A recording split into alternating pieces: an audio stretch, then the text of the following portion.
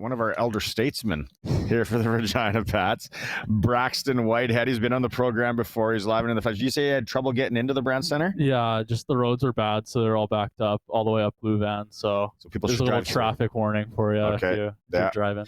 Our traffic guy, Braxton Whitehead, he does traffic on the ones here on the SportsCage. Hey, let's start with this.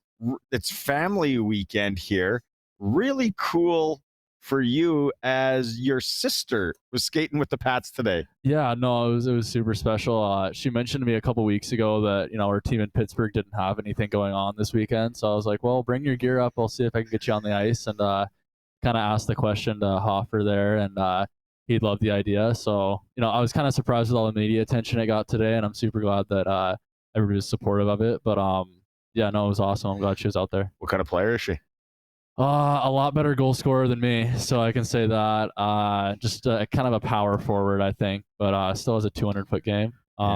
Yeah, you'll be seeing her definitely in the NCAA and in the future, and yeah, I'm super proud of her. She hasn't committed anywhere or anything yet. No, she's going to come visit. Yeah, so ASU needs to get a women's program. They do, and then we can link up there and do the brother sister combo. But no, she's super talented, and definitely somebody that I try to look up to every day. She's kind of one of my role models, even though she's younger than me. Right on. Yeah, that's awesome. So game tonight.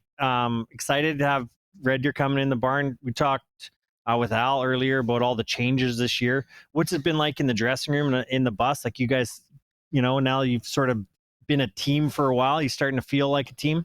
Absolutely. Yeah. I mean, at first it's kind of hard when, you have like some guy that's been here for 2 or 3 years and then somebody new comes in, and then just all that change is kind of difficult to keep the morale up in the dressing room. But yeah, no, recently since everybody's been back, back from Christmas, we haven't made that many trades since then. And it's just, we've all gelled together. We do a lot of team building stuff. I know we did something with Regina SWAT a few weekends ago, which was awesome.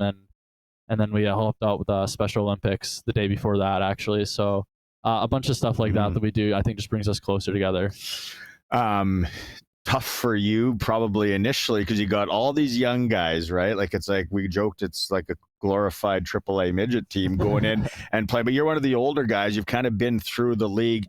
How did you deal with the young guys and even Wagner getting called up when you guys went and did that Calgary, Medhat, Lethbridge swing? Like how did you kind of just calm the young guys, I guess? I mean, you look at those three teams, right, and they're, powerhouse WHL squads that they put together there in those three locations. But I mean, I don't think we look at it as like, wow, we're going out and we're playing all these, NHL top prospects and all that type of stuff. I think we just got to focus on our own game. And, you look at the game that we had against Lethbridge, it was really close, right? It was 3-2, and then they got an empty net, which made it 4-2. But yeah, we can compete with those teams if we play our way. And I think it shows a lot, and it shows the future. This team is really bright. Scrappy, is that a good way to describe you guys? Like just as kind of just grind it out. Like you beat PA here last weekend. Right now, I would say yes, it's scrappy. But then I see some of the skill that those younger guys have that they'll flourish in the future, I'm sure. So, yeah, I mean, it's scrappy right now, but I think there's some skill to come. Yeah. So what's it like? Obviously your last year, this grind of January, with the large schedule. Has it been nice to have that young? I assume the young guys are excited to get on the bus because they haven't done it as much as you. Is that helping? Sort of, you have a road trip coming up next week here too. Is how are you feeling in your the grind here in January? Surprisingly, I actually like the bus a lot. I think it's kind of relaxing in a weird way. Like, you just put on the headphones, watch a movie, tune out for a few hours. Aren't expected to do much when you're on the bus. So I actually like it. And I will miss it because I think NCAA, it's a lot of airplane travel, which is a little bit different. But no, the young guys, just kind of showing them how road trips done. Like you need to go to bed on time. You can't be, messing around with all each other's stuff in your hotel rooms and all. Like kind of the maturity part of being on the road it's a different game when you're on the road versus at home. So I'm going to put you on the spot here a bit. So you saw, and you guys didn't have a great game against Medhat. You got into a lot of penalty trouble, but you saw Calgary, you saw Medhat, you saw Lethbridge. If you had to do like a little, I'm not saying you're betting, but if I was going to maybe bet some futures here, who should I put some fun money on? Who do you think comes out of there? That's a tough question because it's like the way that I look at it is like, the first thought in my brain is like, okay, Medicine Hat's offense, right? Like if Lindstrom somehow comes back, and I think Basha's hurt as well, but if those two guys get back in the lineup, then they're going to be the most offensively dominant team in this league. And who can shut them down, do you think, out of the other two? Right. And then Lethbridge, I would say, is the most complete, solid team out of those three. But then Calgary is like a good mix of Medicine Hat and Lethbridge, if that makes sense. So really, I think it's anybody's game. But I could see Medicine Hat being so offensive, putting up, 5-6 goals a game that it makes it hard for other teams to kind of compete with that. So obviously, moving down in the States far away next year, what's the family thinking in your last, run here? And are they getting out to as many games as they can? Well, where are they? They live in Kentucky. Oh, jeez. Yeah, it's bourbon country. I guess, Regina, you're going to move closer to home. But how are you feeling about these? Is it are you counting down the games? Do you have it in the back of your mind all the time? Emotional.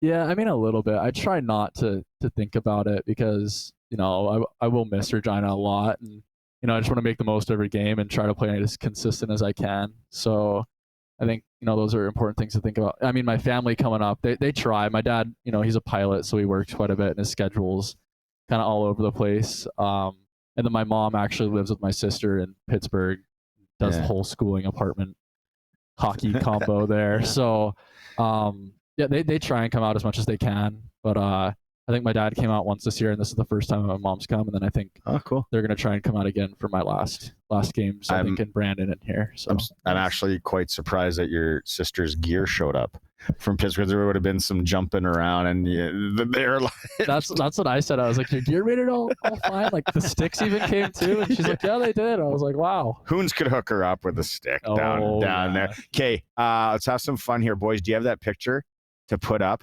It's coming up in a couple of weeks, right? The Four Nations face off. First off, what are your thoughts on the USA jersey? Being an American, you're obviously rooting there. It's beautiful. Is it? It is. Perfect. What do you think about how this is going to go down? You guys got a good team. I don't know if Austin Matthews is going to.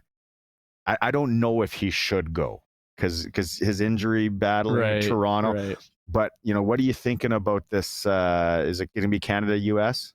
I don't know. Like, I think that all those countries produce such good guys that it's really anybody's game any night. Like, you could see it might be one of those things where like Canada beats this team, and then this team beats, Sweden beats Finland, and then Finland beats the US. So, and then the US beats Canada, obviously.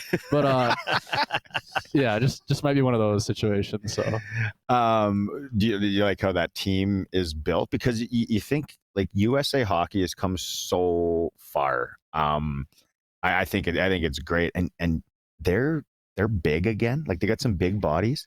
Obviously goaltending is unreal. Right. So I mean, I think it's a pretty complete team. Like if I'm no NHL GM or Four Nations Team USA GM or anything, but I like the way the squad looks, and I feel like my team would be pretty similar if I built it. So there'll be some trash talking going on though, won't there? And like, oh yeah. But I feel a little bit outnumbered. You know what I mean? Not too many American guys to get behind me on my opinions and everything. So speaking of that, I want to ask you, because you were the first player that came out and said had a verbal commit to ASU, which was great. We chatted about that. When it comes to the Western Hockey League, let's if we could maybe think about fast forwarding 5 years, even 10 years. Like a lot of people are talking about, it's going to be hard because these kids, is there going to be a commitment, or can they just leave? And I'm also thinking on the other side, though, some of these WHL teams will now get the American kids to come up and play because they're not going to be forced to play USHL or anywhere, right? Right. And I mean, there are a lot of dual Canadian kids where maybe their mom grew up in Calgary and their dad grew up in Boston or something like that, where the mom would be gung-ho for sending their kid to Canada, but they would have never done it before because the dad's from Boston, and they're just so NCAA push forward there. So now it kind of gives them best of both worlds. And yeah, I think you will see that, especially in Minnesota areas, even for the OHL and the Q. Like kids from the Northeast that wouldn't have gone before. I could 100% see it because you're not really risking anything. Yeah. So Yeah. Have you heard like obviously have anybody been reaching out to you as an American who's come up here? Have you had any of those conversations? People trying to suss it out if they're getting, starting to get more recruits. And we talked about, there's an American draft here in the Dub coming up right away in the off season. Are you expecting that people to kind of reach out and ask you what the experience was? Yeah, I've had a few buddies. Like most of the time, it's like when I played in Alaska, it's like the little brothers of the kids that I played with now. They're coming in that are draft here, and they just kind of are asking like, okay, like what's the schedule like? Like what's the travel like? And they're already gone playing at Shattuck right now. Those little kids, and they're really good. So, but I mean, they're thinking about coming, which their older brothers never did. So exactly, that's kind of the difference. So. Braxton Whitehead joining us here from the Regina Pats. The Pats take on the Red Deer Rebels tonight. Braxton, always nice to talk to you. You got a gift with the interview thing, so keep that up because those when you start doing interviews down in ASU next year, it's going to be like, oh, this kid can actually carry an interview. We just killed, I think, 12 minutes here. So, do you want to give us a weather report before you leave? Yeah, snow blowing from sideways, the other side, from the ground, and from the top. Yeah. So yeah, there's our weather and traffic reporter Braxton Whitehead. It is the Sports Cage.